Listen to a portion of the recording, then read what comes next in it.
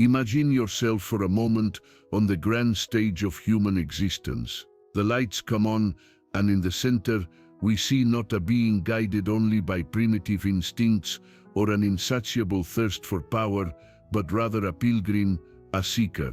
This is the revolutionary vision of Viktor Frankl, and it crystallizes in a concept that is the cornerstone of all his work: the will to meaning as the primary force.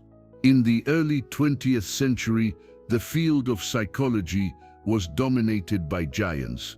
On one side, we had Sigmund Freud, who told us that the primary driver of our lives was the will to pleasure.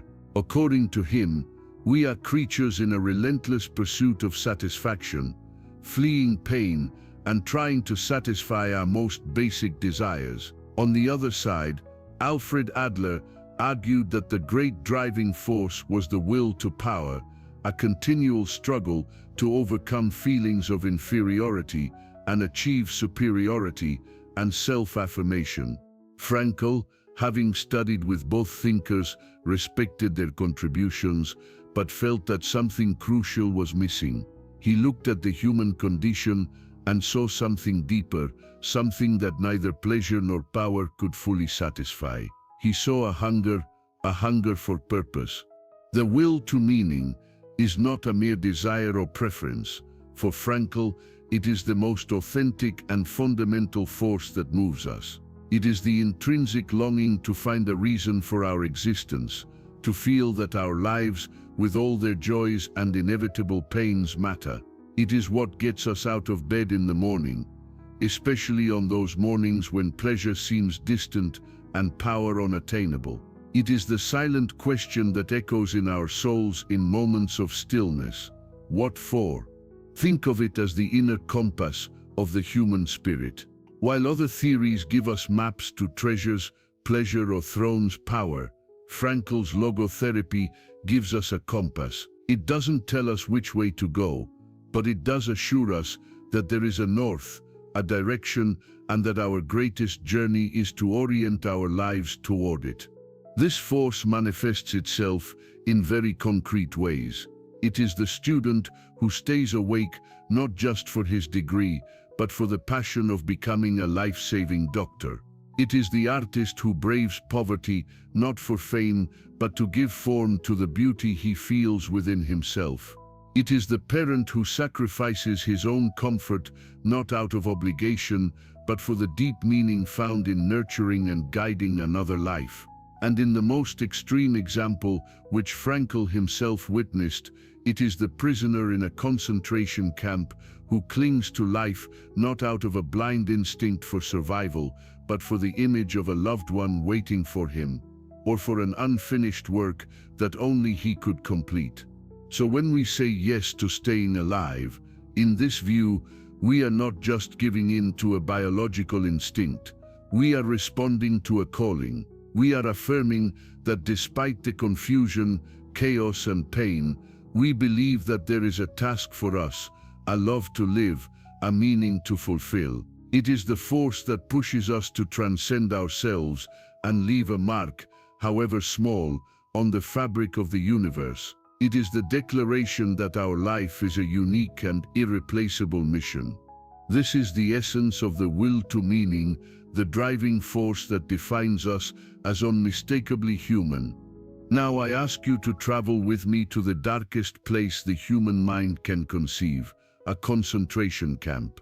A place where the very definition of freedom has been annihilated, where every aspect of your external life is brutally controlled: what you eat or don't eat, what you wear, where you sleep, the work you are forced to do. Your identity is reduced to a number tattooed on your skin. Your possessions, your relationships, your external dignity, everything has been stripped away from you. It seems as if there is absolutely nothing left.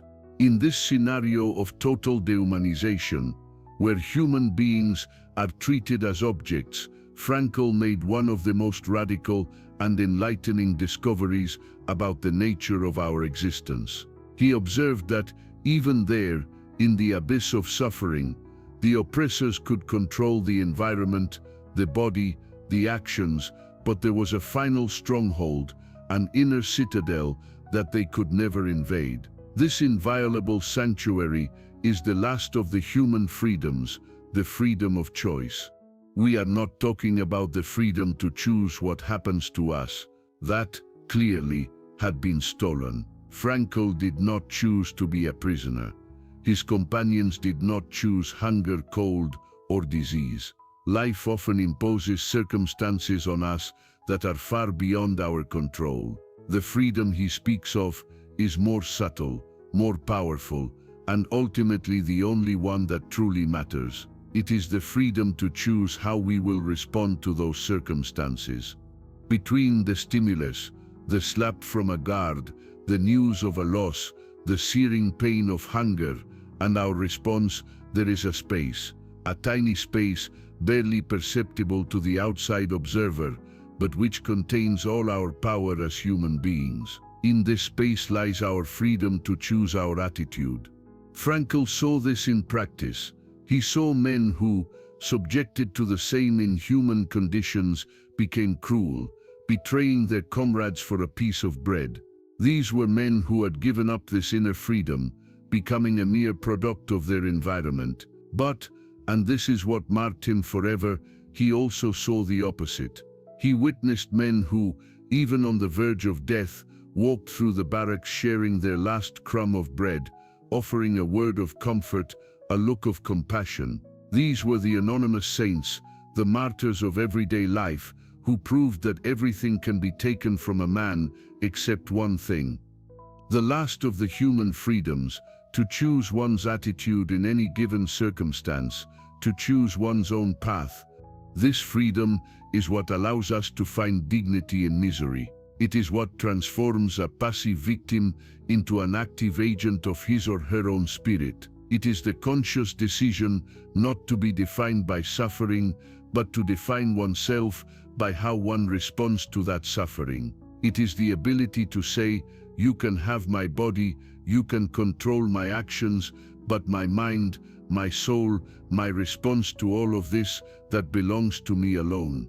This yes to life, then, is not conditional. It is not a yes if things get better, or a yes when I get out of here. It is an unconditional yes, here and now, in the arena of reality, however brutal it may be. It is the affirmation that however narrow our external room for maneuver, our inner space is as vast as the universe. It is the freedom to be noble in misery, to be kind in the midst of hate, to hold out hope in the face of despair. It is the freedom that makes us truly invincible.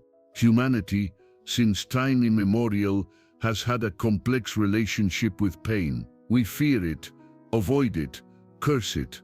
Most philosophies and lifestyles are built around the premise of minimizing suffering and maximizing well-being. And then Viktor Frankl arrives. He does not glorify pain, does not seek it, nor does he wish it upon anyone. It would be a terrible mistake to think that logotherapy is masochistic. His proposal is much more radical and at the same time more realistic.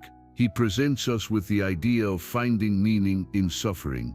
First, it's crucial to understand what he's not saying. Frankl never said that suffering is necessary to find meaning. If we can remove the cause of pain, cure an illness, mend a broken relationship, escape an oppressive situation, that is without a doubt our first and most important responsibility. The yes to life, in this case, is a yes to action, to change, to healing.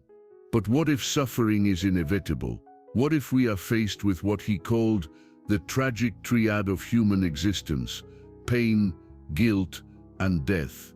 What if illness is incurable? What if loss is permanent? What if death is our imminent fate?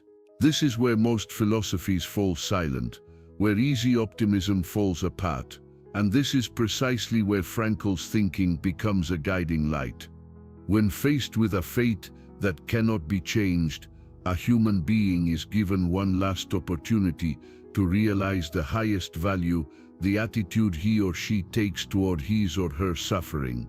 Pain at that moment ceases to be just pain. It becomes a task. Suffering, which was once a rock in the way, becomes the very raw material with which we can sculpt our dignity. Imagine a man diagnosed with a terminal illness. His freedom to plan for the future, to work, to travel, has been taken away. He has two choices. He can give in to despair, to bitterness, feeling that his life is over and has no value. Or he can choose how to live his remaining days. He can use this time to reconcile with his family, to teach others about courage, to inspire with his patience and grace. He did not choose his illness, but he chooses how he faces it. In doing so, he infuses his final days with a profound meaning, a meaning that perhaps not even his years of health possessed. His suffering has lost its sting. The pain is still there, but now it serves a purpose. He has transformed a personal tragedy into a triumph of the human spirit. Frankl said that life is like a movie that has already been recorded. The past is saved, and nothing can change it. What we have done, what we have loved, and yes, even how bravely we have suffered, all become part of our eternal treasure. Suffering, when faced in the right way, adds a tragic but undeniably rich depth to our story. It is the attitude that transforms a burden into a mission. It is what allows a prisoner, instead of despairing, to think, "Let me bear this in a way that is worthy of the sacrifice and the memory of the person I love." In that moment, suffering is no longer just passive torture. It becomes an active sacrifice, an act of love. This is therefore the most courageous yes of all. It is the yes said not in the absence of darkness, but directly in the heart of it. It is the affirmation that human life can preserve its meaning until the last breath. We celebrate freedom. We sing it in hymns. We raise it in statues. In the previous section, we saw it as the inviolable citadel of the human spirit. But Frankl warns us that freedom is only half the story, and if it is the only half we tell, it risks degenerating into mere arbitrariness, into empty whim. For freedom to have substance, for it not to be lost in the void, it needs its inseparable partner, its shadow, its divine complement. This complement is responsibility as the essence of existence. Frankl liked to say that he dreamed of the day when, to complement the Statue of Liberty on the East Coast of the United States, a statue of responsibility would be erected on the West Coast. For freedom is a privilege that can only be sustained through responsibility. What did he mean by this? He proposed a kind of Copernican revolution in the way we approach life. For too long, we have behaved as if we were the center of the universe, making demands on life, asking incessantly, "What can I expect from life? What does it have to offer me? Where is my happiness?" We act as creditors, presenting a list of demands to the cosmos. Frankl invites us to turn this question on its head. He suggests that we stop asking what we expect from life and instead start asking what life expects from us. Life is the interrogator. Every day, every moment, existence presents us with a question, not with words, but with circumstances. A co-worker needs help. Life is asking about our capacity for compassion. A challenging project appears on our desk. Life is questioning us about our creativity and courage. A social injustice is happening before our eyes. Life is testing us about our sense of civic duty. Our life, then, becomes a long series of answers. It is not we who ask questions, it is we who have to answer, and we answer not with theories or good intentions, but with our actions, with the choices we make. Living responsibly means constantly answering for our existence. This responsibility is deeply personal and unique. Life does not ask you general questions. It addresses them specifically to you. The task that presents itself, the person who needs your love, the pain that only you can transform into sacrifice. These are opportunities given to you and no one else. No one can take your place. No one can live your life for you, nor can anyone die your death. This uniqueness, this irreplaceable quality of our mission, is what gives us immense value. Saying yes to life from this perspective is accepting the mantle of responsibility. It is stopping waiting for happiness to fall into our laps and starting to build meaning through the responses we give to the challenges and opportunities that life presents us. It is not a heavy burden, as we might think.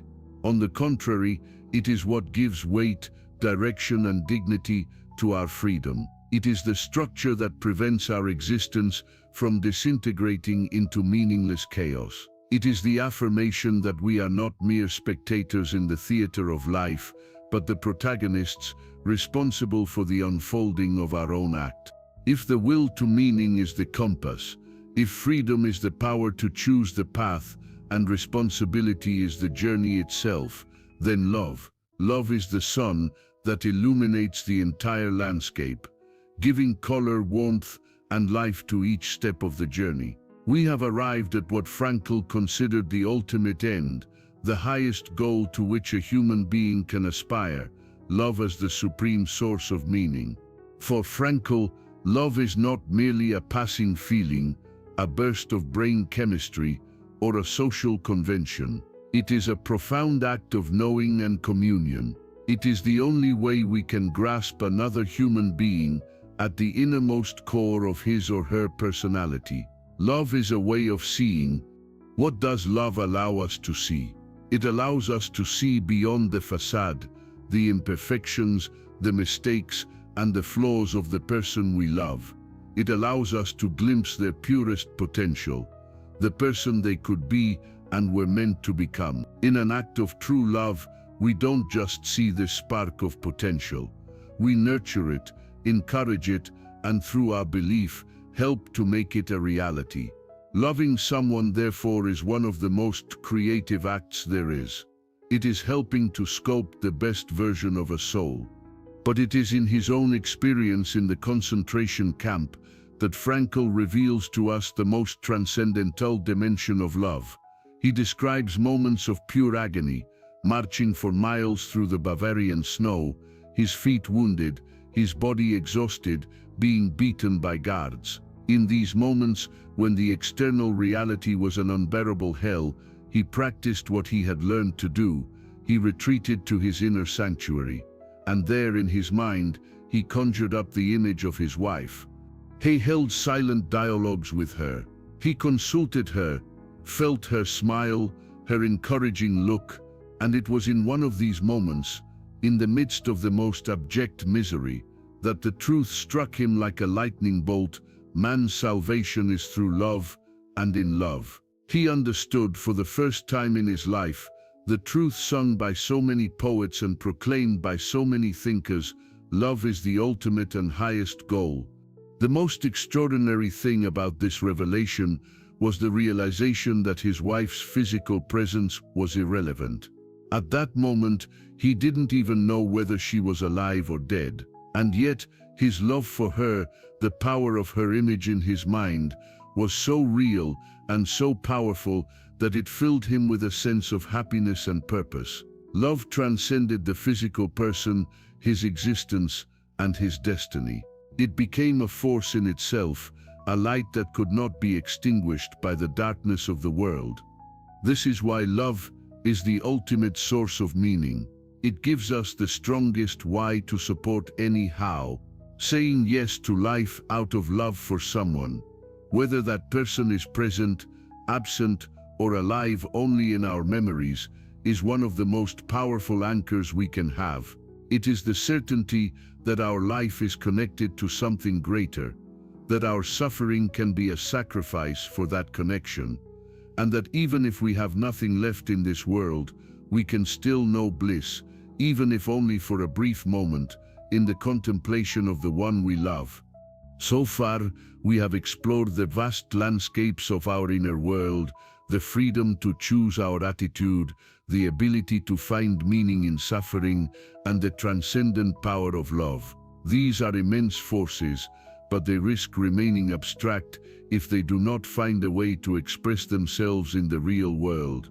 This is where we enter one of the most concrete and accessible paths to a purposeful life. It is the path of doing, of building, of contributing. It is meaning through action and creation.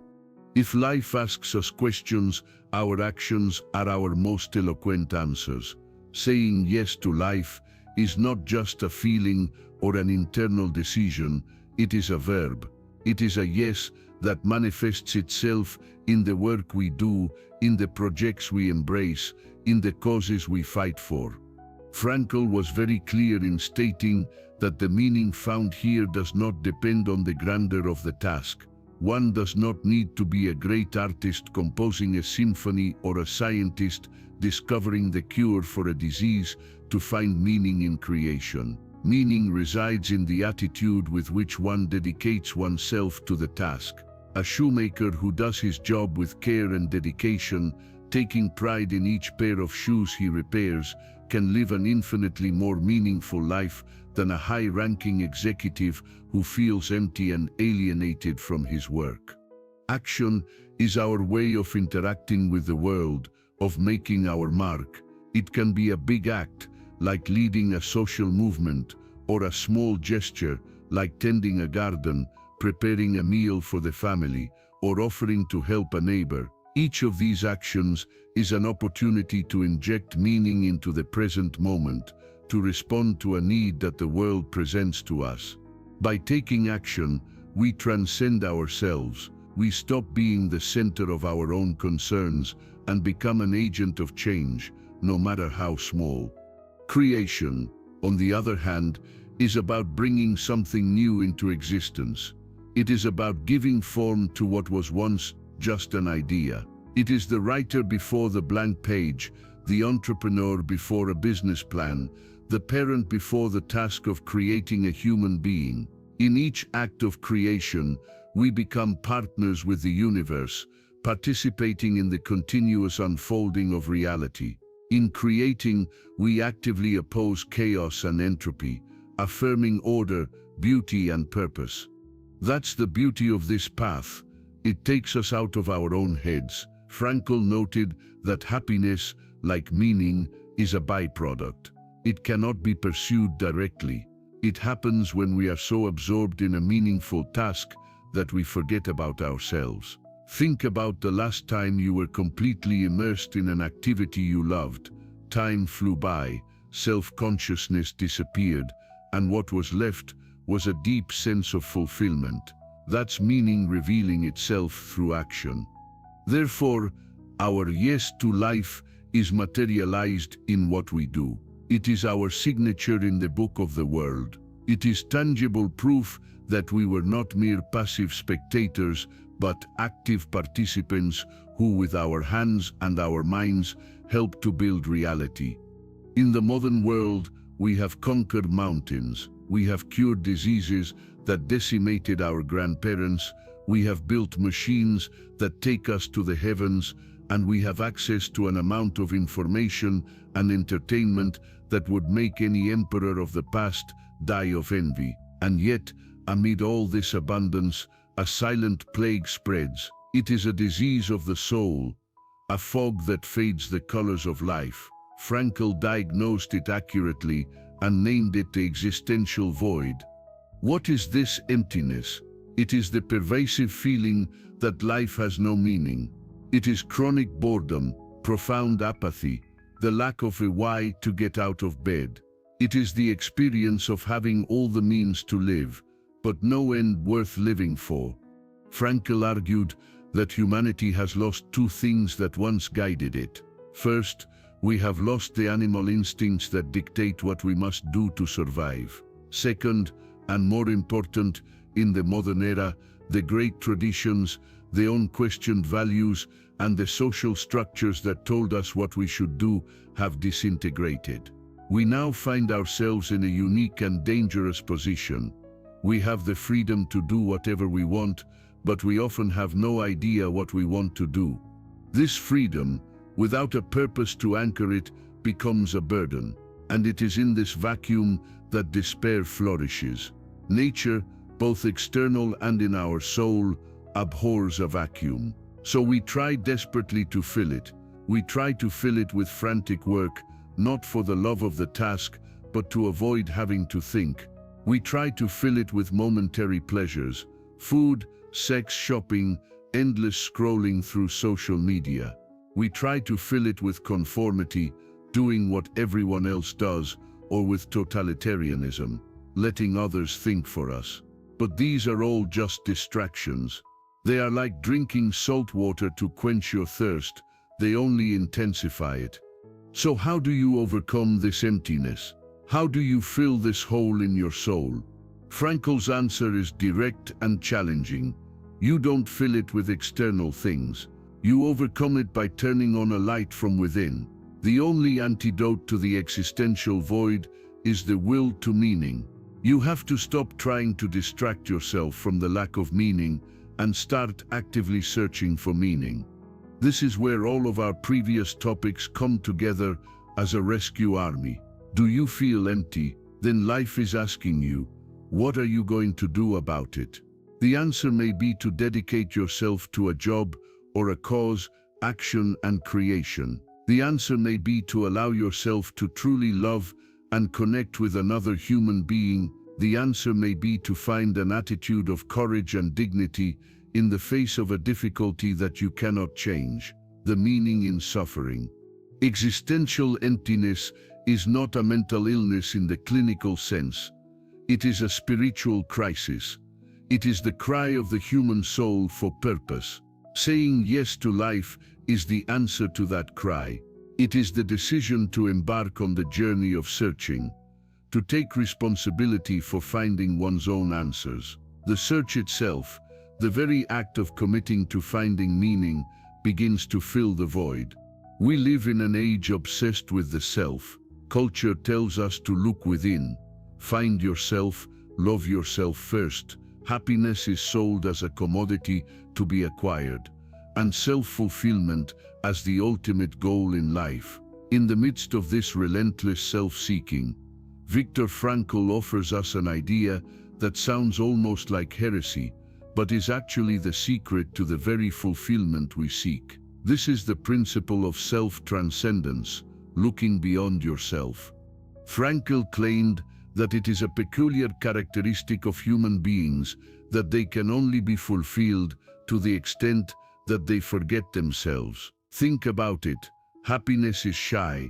If you face it directly, it runs away. It is like a boomerang. The further you throw it, dedicating your energy to a cause or to a person you love, the more forcefully and surely it returns to you. If, on the contrary, you grab it and hold it close to your chest, it is nothing more than a crooked and useless piece of wood.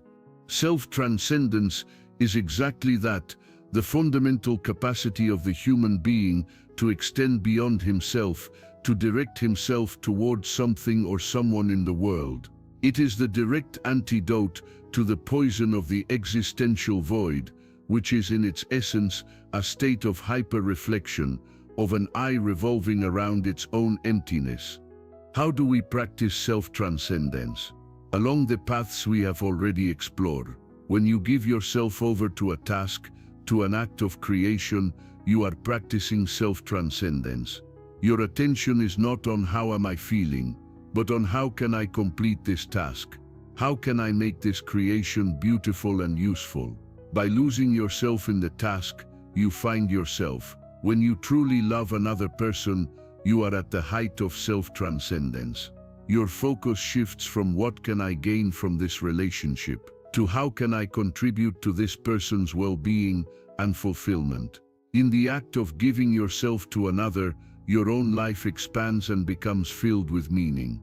Frankl used a beautiful metaphor, the human eye. The eye's function is to see the world, but it cannot see itself. If, due to some pathology, such as glaucoma or cataract, the eye begins to see itself, seeing spots or halos, its main function is impaired. This is how human beings are. Our function is not to observe ourselves incessantly, but rather to engage with the world. We become ourselves by giving ourselves. Therefore, the yes to life is not paradoxically, a yes to oneself. It is a yes to a task that awaits us. It is a yes to a person who loves us or who needs our love. It is a yes to a value for which we are willing to live, and if necessary, suffer. It is by looking outward, beyond the confines of our small ego, that our existence gains its true stature and its deeper purpose. Self-realization is not the destination, but the trail we leave behind as we walk toward a meaning greater than ourselves. Everything we have built, everything we have loved, every moment of joy, every battle won, it all seems destined to disappear. Life is fleeting, we are finite. This truth can seem to nullify all meaning. Why strive? Asks the pessimist. If the end of everything is oblivion, it is in the face of this final question that Frankl offers us one of his most beautiful and profound turns of perspective. He invites us to contemplate the attitude toward finiteness and transience. For Frankl, the fact that life is finite does not rob it of meaning. On the contrary, it is what makes it possible. Imagine that you had infinite time to write a book. Would you write it? Probably not. You could always start tomorrow. It is the existence of a deadline that compels us to action, that makes each moment precious and each choice meaningful. Death does not destroy the meaning of life, it intensifies it. But Frankl's genius goes further. He asks us to radically rethink our notion of the past. To the pessimist, the past is a graveyard of missed opportunities and moments gone forever. He looks at life as a field of stubble, seeing only what has been cut down and lost. Frankl invites us to see things differently. He tells us that the past is not lost, it is saved.